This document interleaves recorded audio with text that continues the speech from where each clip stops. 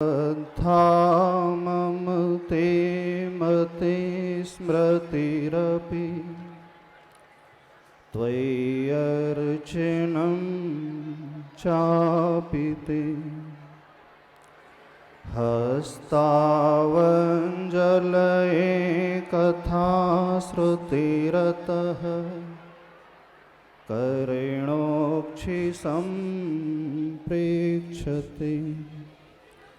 सुस्तुत्यां व्यसनं शिरोनतिपरं सेवे दृशीयेन ते तेजस्वी सुजनोऽहमेव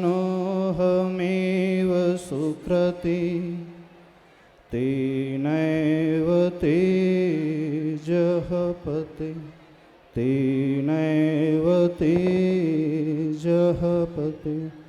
बोले देवादिदेव 1008 कुंडलपुर के बड़े बाबा की, गुरुनाम गुरु आचार्य भगवान श्री ज्ञान सागर जी महाराज की, संत श्रोमणी आचार्य भगवान गुरुदेव श्री विद्यासागर जी महाराज की, पूज्य निर्यापक चतुष्टय श्रमण श्री समय सागर जी, योग सागर जी, नियम सागर जी, सुधा सागर जी महाराज की, मंचासीन समस्त मुनिराज की, पंच कल्याणक प्रतिष्ठा महामहोत्सव की।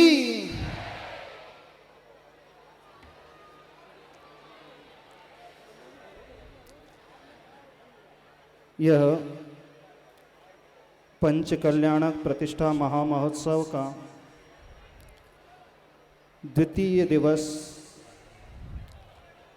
हम सबके जीवन में एक अद्वितीय घटना का संचार कर दे, इसी भावना को लेकर के पूज्य आचार्य भगवान के आशीर्वाद से हम आपके समक्ष कुछ बातें रखना चाह रहे हैं।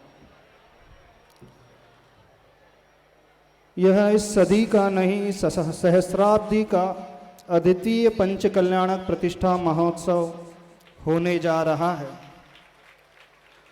जो लोग इस प्रतिष्ठा महोत्सव में सम्मिलित हो रहे हैं, कुछ लोग प्रत्यक्ष रूप से अपनी सहभागिता दर्ज करा रहे हैं, लेकिन बहुभाग लोग परोक्ष रूप से इस पंच कल्याणक महोत्सव में भावों से सम्मिलित हो रहे हैं।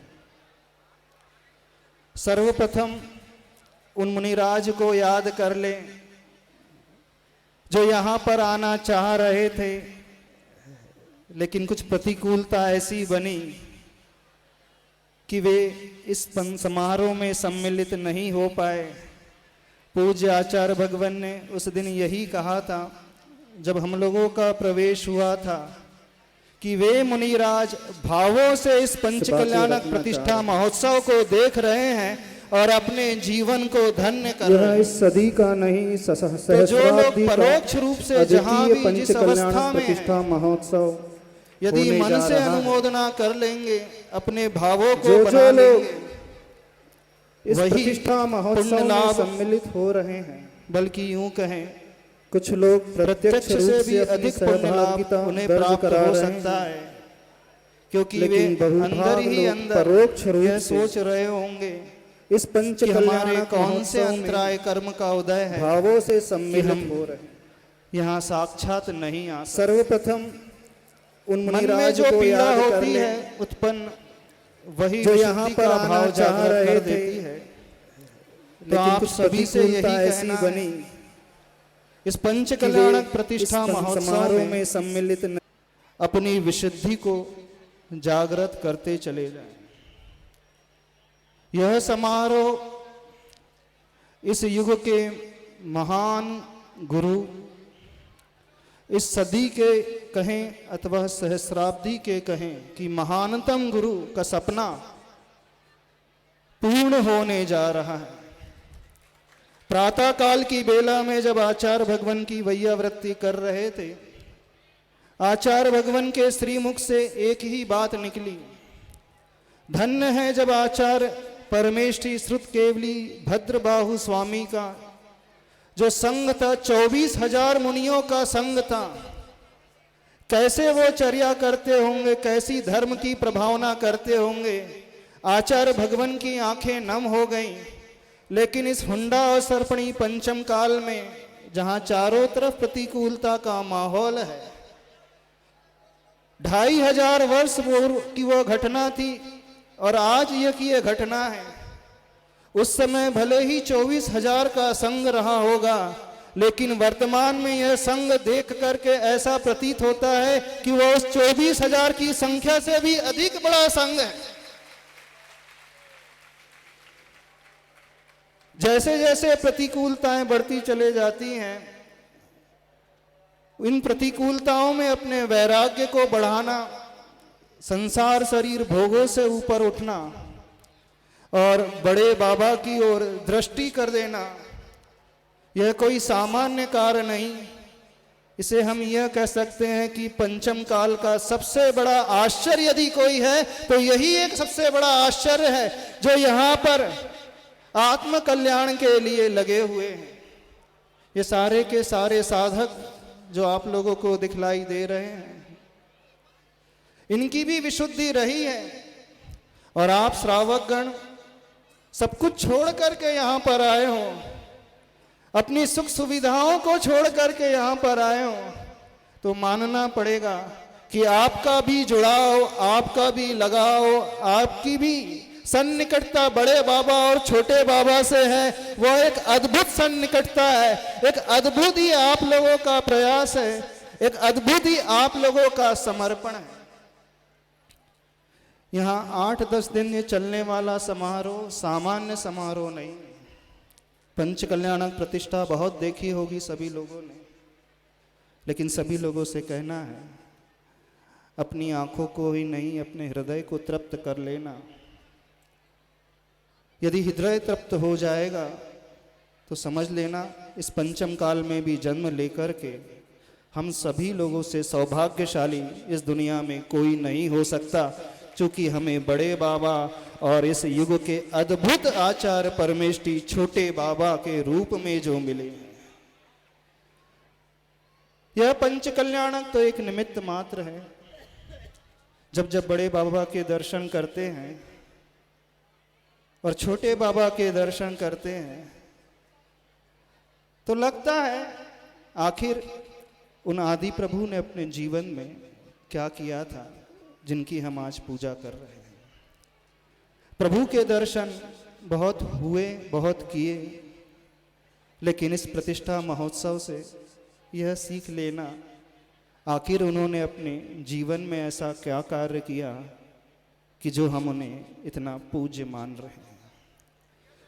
तीर्थंकर भगवान की पूजा करने से भी ज्यादा महत्वपूर्ण, उनकी भक्ति से भी ज्यादा महत्वपूर्ण यदि कुछ है तो वो यह लगता है, काश हम उस मार्ग को देखना सीख ले जिस मार्ग पर वे चले।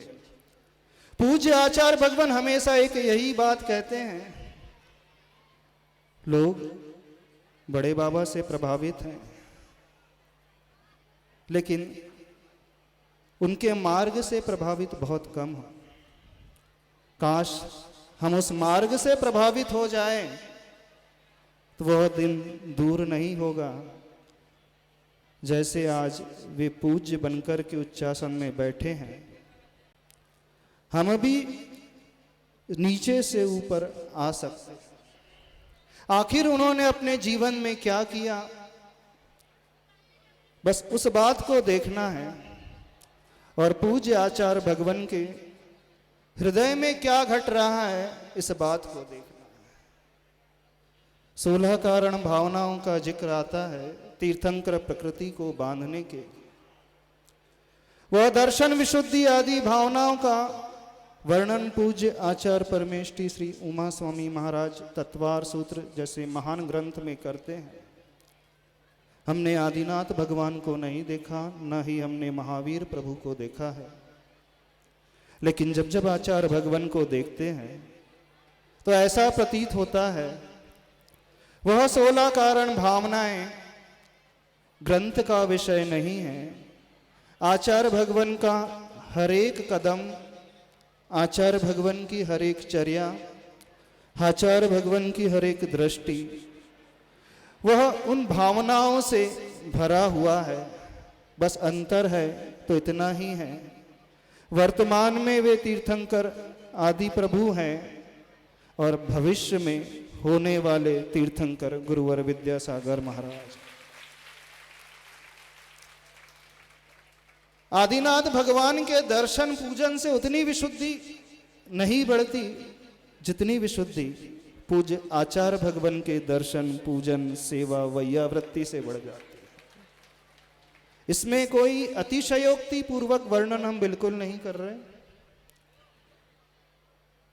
क्योंकि वह प्रतिमा तो पाषाण की प्रतिमा है, वह हमसे कुछ बोलती नहीं है। उस प्रतिमा के भाव को समझने के लिए बहुत पुरुषार्थ करना पड़ता है, लेकिन जब जब आचार्य भगवान को देखते हैं तो आचार्य भगवान चलते फिरते उन 16 कारण भावनाओं को भाने वाले वह जीव हैं, या यूं कहे चलते फिरते तीर्थंकर ही हैं। और हम सबका सौभाग्य है ऐसे तीर्थंकर भगवान का दर्शन सेवा करने का भाग्य हम लोगों के हिस्से में आया है। वो दर्शन विशुद्धि आज उन 16 भावनाओं को, जिसके फलस्वरूप आप सभी लोग उस गर्भ कल्याणक को मनाने के लिए एकत्रित हुए हैं। हमें नहीं पता भगवान के दर्शन करके आप लोगों के मन में कौन से भाव पैदा होते हैं, क्योंकि बहुत सारे लोग तो सिर्फ एक क्रिया करके चले जाते हैं, रूटीन करके चले जाते हैं, हाथ में कलश लेकर के नहला करके चले जाते हैं। पता नहीं भावों की विशुद्धि पैदा होती भी है कि नहीं।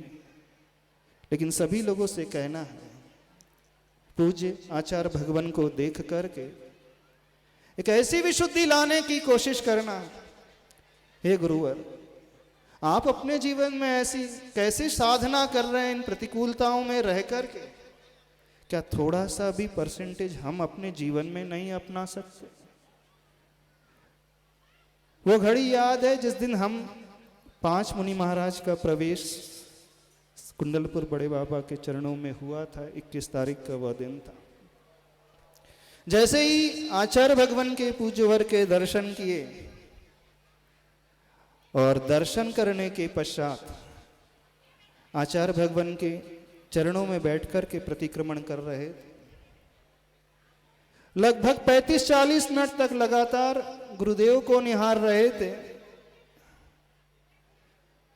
इस प्रतिकूलताओं में भी जहां शारीरिक अस्वस्थता है,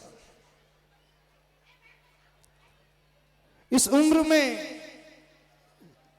जब व्यक्ति एकदम कुछ भी नहीं कर पाता है, पूज्य गुरुवर की जो सजगता थी प्रतिक्रमण करते हुए, उन्हें देख करके लगा कि जो आचार्य भगवान कह रहे हैं शील व्रतेषु अनतिचार भावना,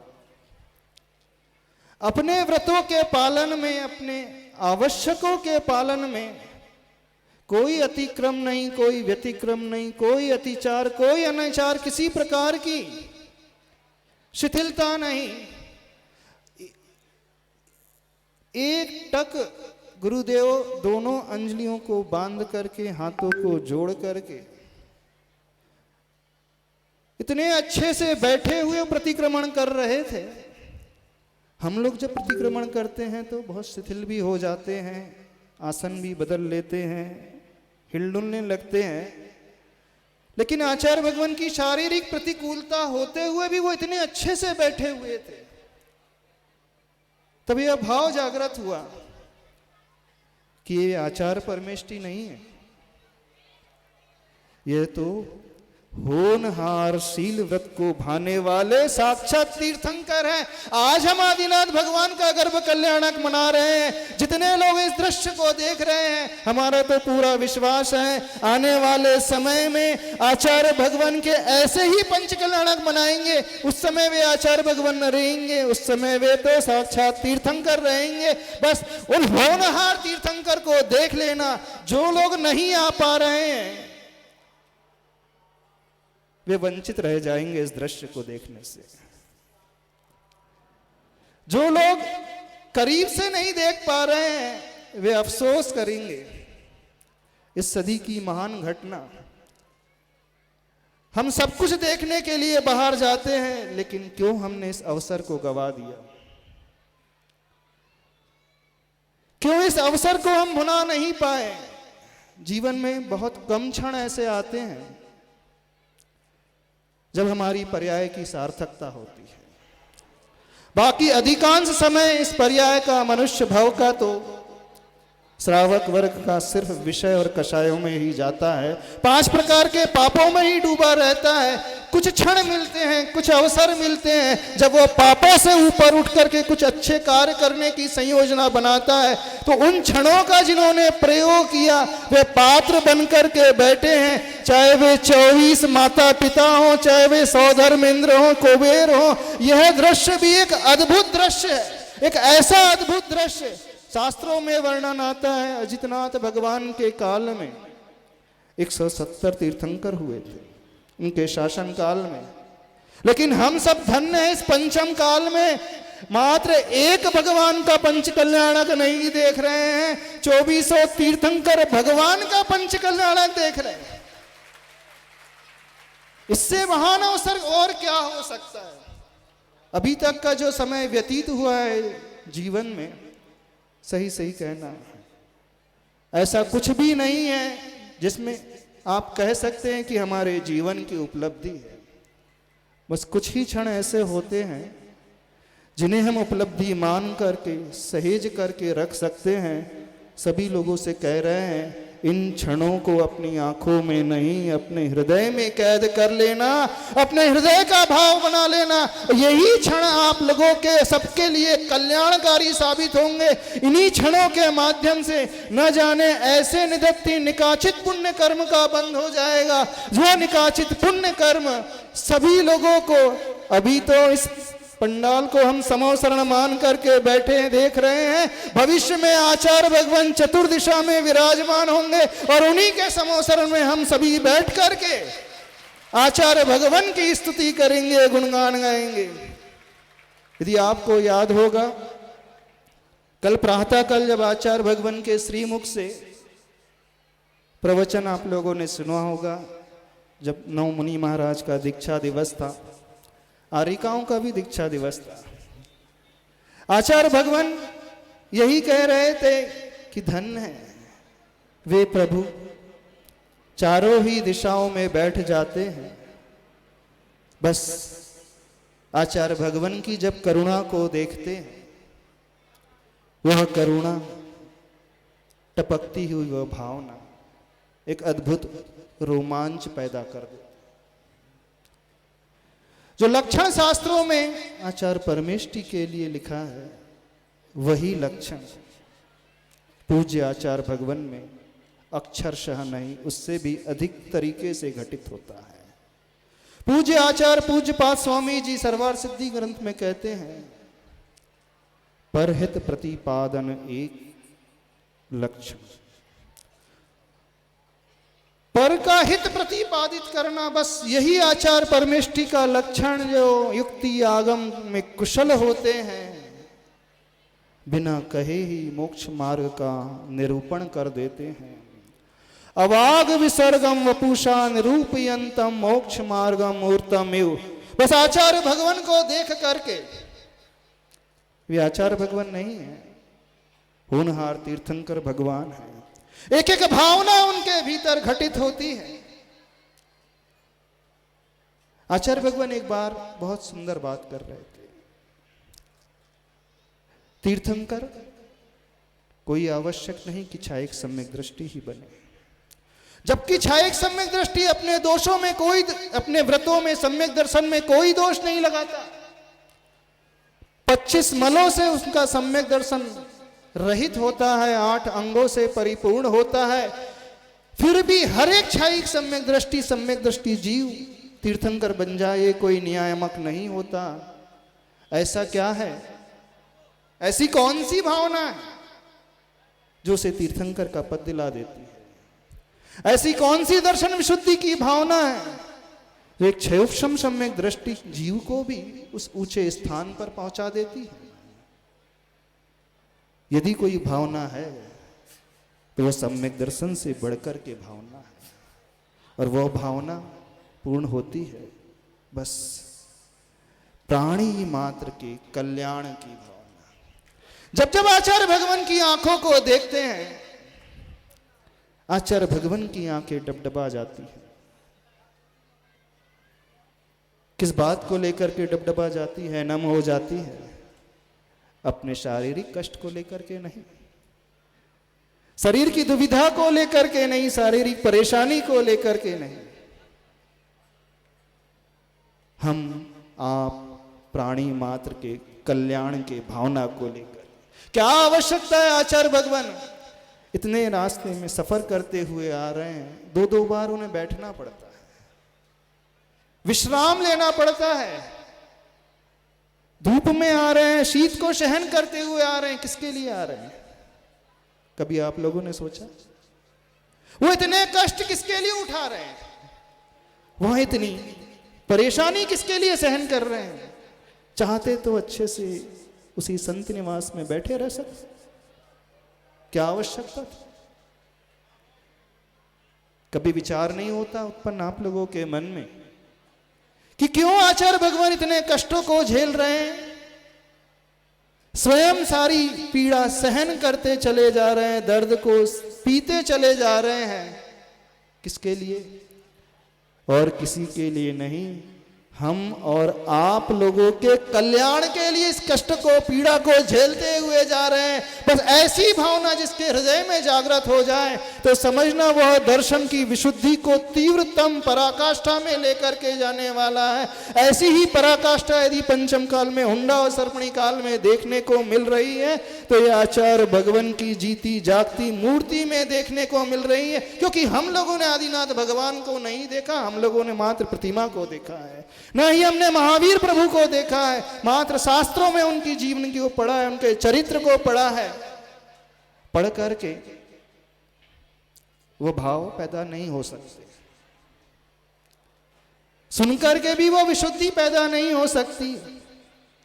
विशुद्धि यदि पैदा होती है ना, बस जो उस रूप को अपने स्वरूप में ढाल लेता है वह जीव सामान्य जीव नहीं है, वह एक महानतम जीव है। हम सभी लोगों के पुण्य से जन्मा हुआ इस हुंडा और सर्पणी काल में जन्म लेने वाला जीव है, हम सबके कल्याण करने के लिए आने वाला जीव है। ऐसा जीव यदि हमें मिला है तो हमें अपने आप को कहना चाहिए हमारा जीवन धन्य हो गया। उन आचार्य भगवान, उन होनहार तीर्थंकर के गुणगान गाना चाहिए कि नहीं, हम उन लोगों में से हैं जो विषय कषायों से बच करके, पापों से बच करके इन प्रभु की सेवा करने के लिए आप आ रहे हैं। इन प्रभु की जीते जागते भगवान की सेवा करने के लिए आप आ रहे हैं। तो जो जो आचार्य भगवान से जुड़ा हुआ है, जुड़ने का अभिप्राय चरणों को छूने से नहीं कह रहे, जुड़ने का अभिप्राय गुरुदेव के निकट बैठने से नहीं कह रहे, जुड़ने का अभिप्राय जो जो आचार्य भगवान की आज्ञा से बंधा हुआ है, समझना वह जीव बहुत बहुत बहुत पुण्यशाली है, क्योंकि युग के श्रेष्ठतम आचार्य भगवान के श्रीमुख से हमारे लिए कुछ आज्ञा मिली है, हमारे लिए कुछ वचन मिले हैं, हमारे लिए कुछ सीखने को मिला। जब जब बड़े बाबा का जिक्र आता है, आप सभी लोगों ने देखा होगा कि आचार्य भगवान की आंखें नम हो जाती। क्यों नम हो जाती? 16 कारण भावना में एक अरहत भक्ति भावना भी आती है। अरिहंत प्रभु की भक्ति, और भक्ति गुनगुनाने का नाम नहीं होता है मात्र। पूज्य आचार्य अकलंक देव कहते हैं, भाव शुद्धि युक्त अनुरागो पूज्य पुरुषेषु अरिहंतादिषु इति भक्ति। जहां भावों की विशुद्धि पूर्वक अनुराग होता है अरिहंत परमेष्टि में, मात्र अनुराग नहीं, भावों की विशुद्धि पूर्वक जो अनुराग होता है वो कुछ अलग ही चीज होती है, वो कुछ अलग ही बात होती है। ऐसा अनुराग, ऐसा प्रशस्त राग जिसके जीवन में घटित हो जाए वो सामान्य व्यक्तित्व नहीं हो सकता, वो एक महानतम व्यक्तित्व है। और आचार्य भगवान जब जब बड़े बाबा की बात आती है, उनकी हृदय की भावनाएं उनकी आंखों से टपक जाती हैं। अंदर जो हृदय में भरा हुआ होता है वह आंखों से पूर्णतया रिफ्लेक्ट होकर के बाहर आ जाता है। अंदर में जो भाव होते हैं, क्योंकि हमारा चेहरा हमारे भावों को प्रदर्शित कर देता है। एक बात कही जाती है, face is the index of your heart. व्यक्ति का चेहरा उसके हृदय को प्रदर्शित करने वाला एक आईना हो। हमारे हृदय में क्या भाव चल रहे हैं, हमारे मन में कौन सी कामना चल रही है, कषाय की परिणति चल रही है अथवा विशुद्धि की परिणति चल रही है, सारी की सारी परिणति हमारा चेहरा अपने आप दिखा देता है। हम लाख छिपाने की कोशिश करें तो वह नहीं छिपेगा, और लाख बनावटीपना भी लाना की कोशिश करें तो भी वह नहीं छिप पाएगा। यदि किसी की आंखें नम हो रही हैं, वह नम सामान्य बात नहीं है। नम होना वह विशेष बात है, और वह बात पूज्य गुरुदेव का लगाव, बड़े बाबा के चरणों से जो है वह लगाव एक अद्भुत अरहत भक्ति की भावना को हम सबके लिए दिखलाता है। आप सभी लोग भी प्रतिदिन प्रभु के दर्शन करते होंगे, बड़े बाबा के चरणों में जाकर के जाप भी देते होंगे, माला भी फेर लेते होंगे, पूजन भी कर लेते होंगे। जो यहां पर है शायद शक्ति के अनुसार हमेशा प्रभु के निकट जाते हैं। प्रभु को सभी लोग देखते भी हैं आंखों से, लेकिन कितने लोगों की आंखें प्रभु को देख कर के नम हो जाती हैं, ये तो वह व्यक्ति स्वयं जानता होगा। यदि हमारी आंखों में पानी नहीं, वह मोती की बूंदें आ रही हैं, तो समझना कुछ कुछ भक्ति हम सबके भीतर भी बिल्कुल वैसी ही पैदा हो रही है। और वो भक्ति भीतर से पैदा हो, वो जुड़ाव, वो लगाव भीतर से पैदा हो, तो समझना हम प्रभु की डोर से बंधे हुए हैं। हम प्रभु के बहुत निकट हैं, गुरु के बहुत निकट हैं। अभी हम बाहर से तो निकट हैं, लेकिन भीतर की निकटता कौन जानता है? ये तो प्रभु ही जानते हैं, अथवा हमारा मन जानता है कि हमारी निकटता कितनी है। तो आचार्य भगवान को जब जब देखो ना, क्या देखने की कोशिश करना? आचार्य भगवान के रूप को नहीं देखने की कोशिश करना, आचार्य भगवान के स्वरूप को देखने की कोशिश करना। बस वही स्वरूप उनको तीर्थंकर बनाने वाला है। इस कारण जब जब बड़े बाबा को देखो तो बड़े बाबा को नहीं देखना। उन्होंने अपने जीवन में क्या किया, कौन सी भावना भाई, कौन सा पुरुषार्थ किया, ऐसा पुरुषार्थ ऐसी भावना जिसका परिणाम अभी वह जीव, वह बालक गर्भ में भी नहीं आया तो भी देवता लोग आकर के सारी व्यवस्था करने लगते हैं। वह सौधर्मेंद्र सारी व्यवस्था 6 माह पूर्व से ही रत्नों की वृष्टि करने लगता है और गर्भ में आने के पश्चात जन्म लेने तक 9 माह तक प्रतिदिन रत्नों की, करोड़ों रत्नों की वृष्टि करता है। न उस जीव के पास कोई संयम है, ना भी पूज्यपना है, यहां तक कि वह भी गर्भ में भी नहीं आया है। और हो सकता है वह जीव यदि नरक से आ रहा हो तो भी सौधर्मेंद्र सारी व्यवस्था कर रहा है। यानी एक असंयम अवस्था में रहते हुए भी इतनी व्यवस्था। जब जब इस गर्भ कल्याणक को देखो तो सोचा करो, अभी तो वे भगवान बने ही नहीं, अभी तो उनका जन्म ही नहीं हुआ, फिर भी हम उनकी पूजा कर रहे हैं, गर्भ कल्याणक की पूजा में कर रहे हैं। क्यों कर रहे हैं? आखिर उस जीव ने ऐसा क्या किया है? अभी गर्भ में नहीं आया फिर भी हम पूजन करके धन्य मान रहे हैं अपने आप को। आप सभी लोग ने भी पूजा की होगी गर्भ कल्याणक, और एक नहीं 2 दिन, दो दिन गर्भ कल्याणक मना रहे हैं। कुछ नहीं है उस जीव के पास फिर भी मना रहे हैं बस।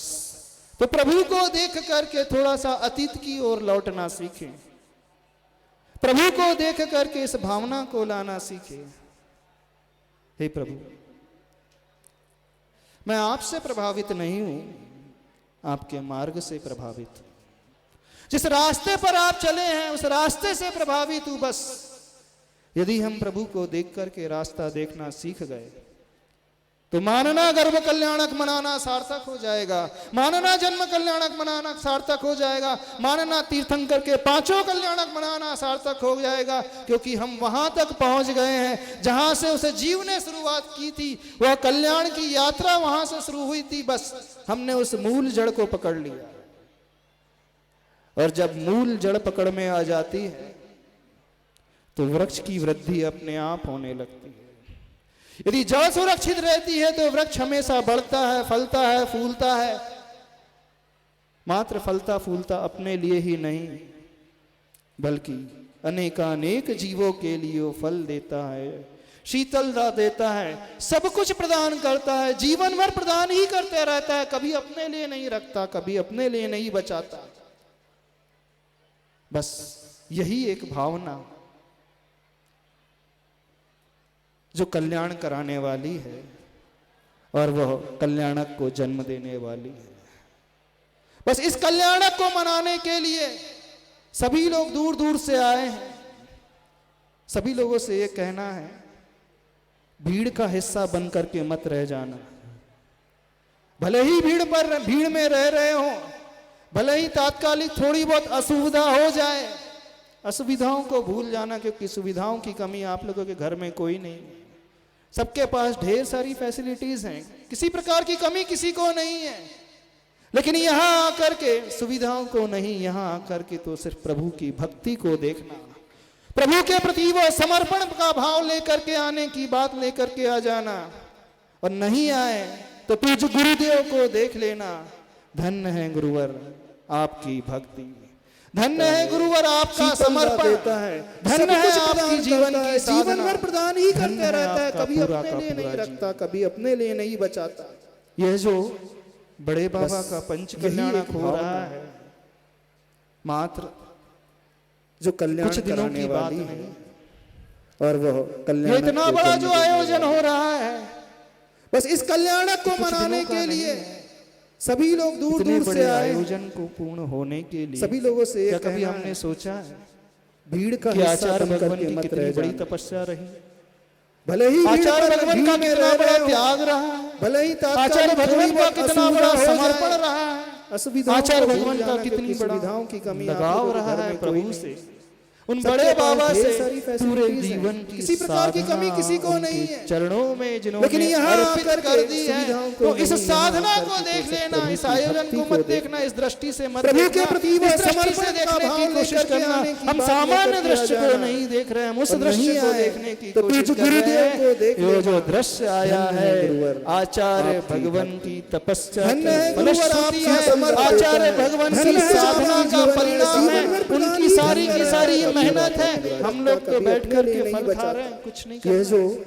बड़े बिल्कुल बाबा बस का पूरी की पूरी रसोई जो है पूज्य गुरुवर ने बनाई, मात्र पूरी की पूरी जो मेहनत जो कल्याण की है पूज्य गुरुवर ने की है। और वो अपन कल्याण से इतना बड़ा जो आयोजन हो रहा है, कुछ कर रहे हैं, बस इस कल्याण को मनाने के लिए कुछ नहीं कर सभी रहे हैं, लोग तो कम दूर से दूर कम से आए, इतना आयोजन तो कर ही सकते होने हैं के लिए। सभी लोगों से कि यह प्रभु हमने की सोचा, भक्ति हम हृदय से नील का करना आचार सीख बदल के लें, मत रह जाए। बस इसी में कल्याण हो जाएगा और कुछ भले ज्यादा ही करने की आचार्य आवश्यकता भगवान का नहीं है। त्याग रहा, क्योंकि जो भी भले ही करने योग्य आचार्य कार्य भगवान का है, कितना बड़ा समर्पण वो तो रहा, गुरुवर ने असुविधाओं आचार्य को भगवान दूर का जाना, कितनी क्योंकि बड़ा सुविधाओं की कमी सब कुछ उन्होंने किया है, उन बड़े बाबा से उन्हीं का सब कुछ किया। किसी प्रकार की कमी किसी को नहीं है, चरणों में जिन्होंने लेकिन यहाँ आकर के तीर्थंकर भगवान की इस साधना को देख लेना, जीवों का कल्याण मत देखना, इस दृष्टि से मत देखना। साधना उस दृष्टि से देखने की भावना वो भाते हैं, जीवों के कल्याण की भावना से आपूरित वो होते हैं।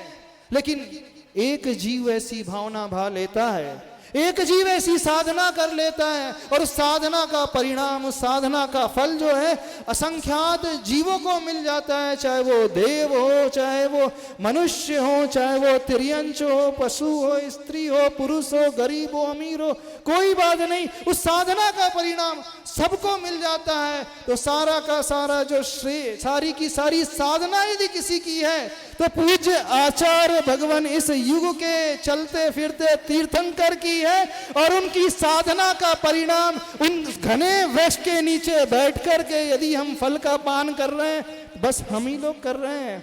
देखो पूज्य गुरुवर आ रहे हैं, शायद नहीं आ रहे, तो बैठ जाओ बैठ जाओ बैठ जाओ बैठ जाओ, चिंता मत करो, भावना को भाना सीखो, अपनी तकलीफ को मत देखना। हो सकता है किसी को रूम भी ना मिला हो सकता है किसी को परेशानी बहुत मिल रही हो। हमें तो पूरा विश्वास है जिसके जीवन में अभी 9 दिनों में जितनी प्रतिकूलता आएंगी, सबसे ज्यादा पुण्य तो वही कमाने वाला है, क्योंकि उसने प्रतिकूलताओं में धर्म किया। अनुकूलताओं में तो धर्म हर एक व्यक्ति कर ही लेता, उसमें कोई बड़ी बात नहीं होती है। सुविधाओं में तो हर एक व्यक्ति कर लेता, उसमें कौन सी बड़ी बात है। लेकिन जितनी प्रतिकूलताएं आ रही हैं तो समझना, पूज्य आचार्य भगवान हमेशा एक बात कहते हैं, जिनसे मेरे कर्म गले झड़े वे शत्रु कैसे। जिनसे हमारे कर्म झड़ रहे हैं अथवा जिनसे पुण्य कर्म का आश्रय है, वो प्रतिकूलता कैसी, वो तो हमारे जीवन की अनुकूलता है। तो आप सभी लोगों से कहना है, यदि आपको प्रतिकूलता आ रही है तो इसे अनुकूलता मान करके स्वीकार करना। इसी में ज्यादा से ज्यादा पुण्य का आश्रय होगा, इसी में ज्यादा से ज्यादा कर्मों की निर्जरा होगी। यह कर्म निर्जरा का और पुण्य कमाने का यह अपूर्व साधन है। इस गर्भ कल्याण को देख करके ऐसी भावना भाने की कोशिश करना। गर्भ कल्याणक वैसे तो मनाने आए हो, सभी लोगों से कहना है, चाहे महिला वर्ग हो चाहे पुरुष वर्ग हो, एक बात कहना चाहते हैं। कितनी माताएं हैं यहाँ पर जो कुमाताएं हैं। कुमाता वो कहलाती है जो अपने ही बालक का, बालिका का भक्षण कर जाती है। अपने विषय कषायों की पूर्ति के लिए, अपने सुख सुविधाओं को जीने के लिए अपने ही कोख में उत्पन्न हुए उस जीव का भी भक्षण कर जाती है। बहुत सारे होंगे, क्योंकि रिसर्च रिपोर्ट यह सिद्ध करती है, जितने बड़े लोग हैं, पढ़े लिखे लोग हैं, अच्छे लोग हैं,